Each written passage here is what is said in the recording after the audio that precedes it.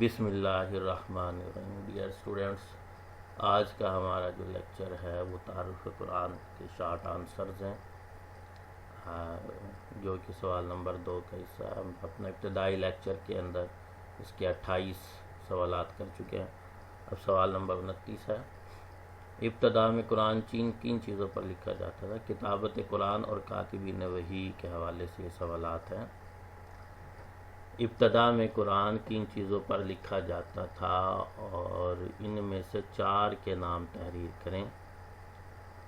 اونٹ کے شانے کی چوڑی ہڈیوں پر، سفید پتھروں کی سلوں پر، کھجور کی چھال پر، چمڑے کے ٹکڑوں پر۔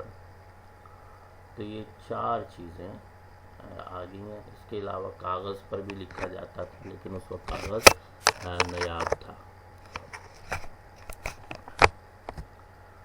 کاتبین وحی سے کیا مراد ہے؟ حضور اکرم صلی اللہ علیہ وسلم نے وحی کی کتابت کے لیے خوشنویس صحابہ کرام کو مقرر کیا ہوا تھا۔ خوشنویس یعنی اچھا لکھنے والے۔ جب بھی وحی نازل ہوتی تو حضور صلی اللہ علیہ وسلم ان کو بلوا کر وحی لکھوا دیتے۔ ان کو کاتبین وحی کہا جاتا ہے۔ ان کی تعداد 40 بیان کی جاتی ہے۔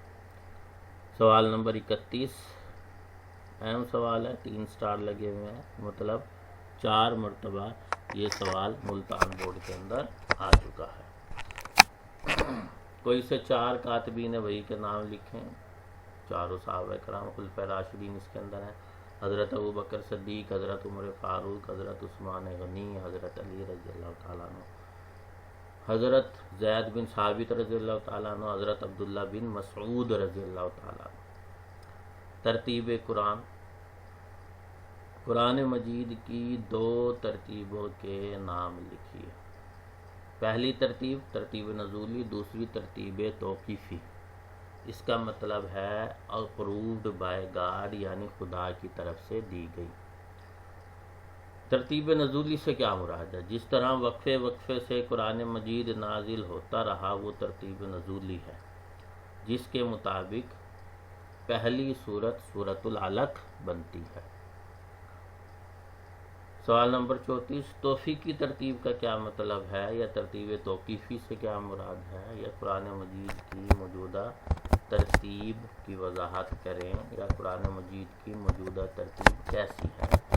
ان سب سوالوں کا ایک ہی جواب ہے کہ قرآن مجید کی موجودہ ترتیب توقیفی ہے، یعنی آپ صلی اللہ علیہ وسلم نے حکم الہی کے مطابق اس کی ترتیب کا اہتمام فرمایا۔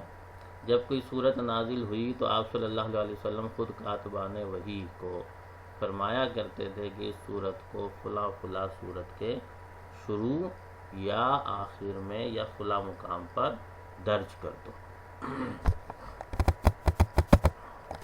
رکوعات قرآن کے کل رکوع کتنے ہیں؟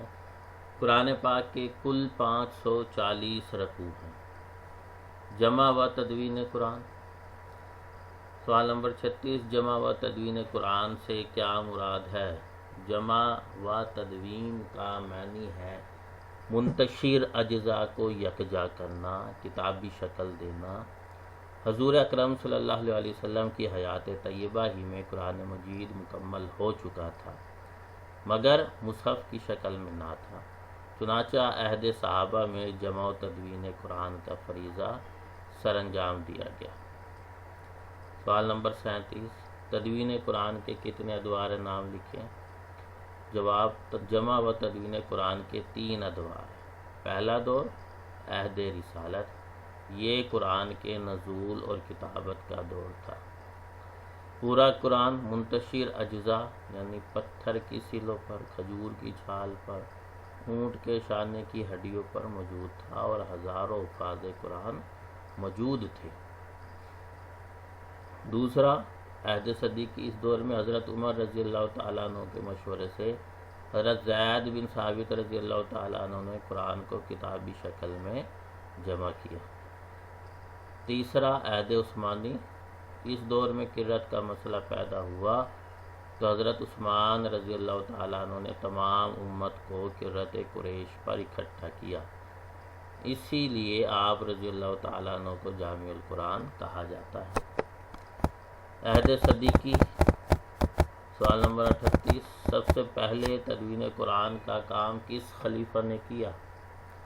یا جمع و تدوین قرآن کا کام کس دور میں شروع ہوا؟ خاص وجہ کیا بنی؟ اور جمع و تدوین قرآن کی وجہ کیا تھی؟ یہ 3 اینگل سے سوالات پوچھے گئے ہیں۔ تو اس کا جواب ہے جمع و تدوین کا کام عہد صدیقی میں شروع ہوا۔ اس کی خاص وجہ یہ تھی کہ اس دور میں نبوت کے جھوٹے دعوے دار مسیلمہ کذاب کے خلاف جنگ یمامہ لڑی گئی، جس میں سینکڑوں حفاظ قرآن شہید ہو گئے۔ اس موقع پر حضرت عمر رضی اللہ تعالیٰ عنہ نے حضرت ابوبکر صدیق رضی اللہ تعالیٰ عنہ کو تدوین قرآن کی طرف متوجہ کیا۔ سوال نمبر 39، کسی ایک جھوٹے مدعی نبوت کا نام لکھیے۔ مدعی یعنی دعویٰ کرنے والا۔ مسیلمہ کذاب تھا، اسود عنسی، طلحہ بن خویلد اور سجاح بنت حارث، یہ 3 مرد تھے۔ مسیلمہ کذاب، اسود عنسی اور طلحہ بن خویلد، اور چوتھے نمبر پر جو ہے سجاح بنت حارث، یہ خاتون تھے۔ سوال نمبر 40، تدوین قرآن کا کام کس پہلے اور آخری خلیفہ نے کیا؟ تدوین قرآن کا کام خلیفۃ الرسول حضرت ابوبکر صدیق رضی اللہ تعالیٰ عنہ نے کیا۔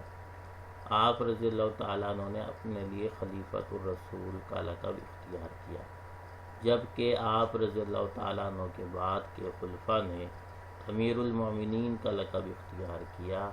اس وجہ سے آپ رضی اللہ تعالیٰ عنہ پہلے اور آخری خلیفہ ہیں۔ جنگ یمامہ کس کے عہد میں لڑی گئی؟ یا جنگ یمامہ کب اور کیوں لڑی گئی؟ یا جنگ یمامہ کس کے عہد میں لڑی گئی؟ جنگ یمامہ عہد صدیقی میں نبوت کا جھوٹا دعویٰ کرنے والے مسیلمہ کذاب کے خلاف لڑی گئی۔ جنگ یمامہ میں کتنے حفاظ قرآن شہید ہوئے؟ جنگ یمامہ میں 70 یا 700 حفاظ صحابہ شہید ہوئے۔ تو یہ 2 روایات ملتی ہیں، 70 کی بھی اور 700 کی بھی، لیکن میرے نزدیک زیادہ مستند 700 حفاظ۔ قرآن کو کتابی شکل کس کے مشورے پر دی گئی اور کب؟ یا حضرت ابوبکر صدیق کو قرآن کو کتابی شکل دینے کا مشورہ کس نے دیا؟ عہد صدیقی میں جنگ یمامہ کے موقع پر حضرت عمر رضی اللہ تعالیٰ عنہ کے مشورے پر قرآن کو کتابی شکل دی گئی۔ تدوین قرآن کے حوالے سے حضرت عمر رضی اللہ تعالیٰ عنہ کی تجویز بیان کریں۔ یا تدوین قرآن کے حوالے سے حضرت عمر کی تجویز بیان کیجیے۔ جنگ یمامہ میں 700 حفاظ صحابہ شہید ہوئے، تو حضرت عمر رضی اللہ تعالیٰ عنہ نے خطرہ محسوس کیا کہ اس طرح کہیں قرآن کا کوئی حصہ ضائع نہ ہو جائے، اس لیے آپ رضی اللہ تعالیٰ عنہ نے حضرت ابوبکر صدیق کو قرآن کو کتابی شکل میں جمع کرنے کی تجویز دی، جسے حضرت ابوبکر نے قبول کر لیا اور ایک کمیٹی بنائی جس نے 1 سال میں یہ کام مکمل کیا۔ حضرت ابوبکر نے قرآن حکیم کو کیوں جمع کرنے کا حکم دیا؟ حضرت عمر کے مشورے پر حضرت ابوبکر نے قرآن کو جمع کرنے کا حکم دیا۔ جمع و تدوین قرآن کا کام کس نے سر انجام دیا؟ عہد صدیقی میں حضرت زید بن ثابت نے فریضہ سر انجام دیا۔ تدوین قرآن میں حضرت زید بن ثابت کا کیا فریضہ تھا؟ حضرت زید بن ثابت کی ذمہ داری یہ تھی کہ وہ مسجد نبوی کے دروازے پر بیٹھ جائیں اور اس وقت تک کوئی آیت تحریر میں نہ لائیں جب تک کوئی ایک شخص کسی ایک آیت پر 2 گواہ پیش نہ کرے۔ تدوین قرآن کی ذمہ داری حضرت زید بن ثابت کو کن خصوصیات کی وجہ سے دی گئی؟ تدوین قرآن کی ذمہ داری حضرت زید بن ثابت کو درج ذیل خصوصیات کی وجہ سے دی گئی۔ پہلے نمبر پر حافظ اور قاری تھے، دوسرے نمبر پر مستقل طور پر کاتب وحی تھے، تیسرا بہت ذہین تھے، چوتھا حضور صلی اللہ علیہ وسلم کا قرب حاصل رہا تھا۔ تدوین قرآن کی کمیٹی کے سربراہ کا نام لکھیں۔ حضرت زید بن ثابت رضی اللہ تعالیٰ عنہ تدوین قرآن کمیٹی کے سربراہ تھے۔ قرآن کمیٹی کے 2 ارکان کے نام تحریر کریں۔ ایک حضرت زید بن ثابت، دوسرے حضرت عمر فاروق۔ مصحف صدیقی سے کیا مراد ہے؟ مصحف کہتے ہیں لکھی ہوئی چیز کو۔ حضرت ابو بکر صدیق رضی اللہ تعالیٰ عنہ نے اپنے دور حکومت میں جو مصحف حضرت زید بن ثابت کی قیادت میں کمیٹی سے تیار کروایا تھا، اسے مصحف صدیقی کہتے ہیں۔ یعنی قرآن مجید کا جو نسخہ تحریری شکل میں آیا تھا اس کو مصحف صدیقی کہتے ہیں۔ تھینک یو ڈیئر اسٹوڈنٹس، آپ ان سوالات کو تیار کریں۔ انشاءاللہ نیکسٹ سوالات جو ہیں وہ کل کے لیکچر میں ہوں گے۔ یہ آج جمعرات ہے اور یہ بدھ والا لیکچر میں نے آج دیا ہے طبیعت کی ناسازی کی وجہ سے۔ انشاءاللہ ہم کل پھر ایک نیا لیکچر لے کر حاضر ہوں گے۔ اللہ حافظ۔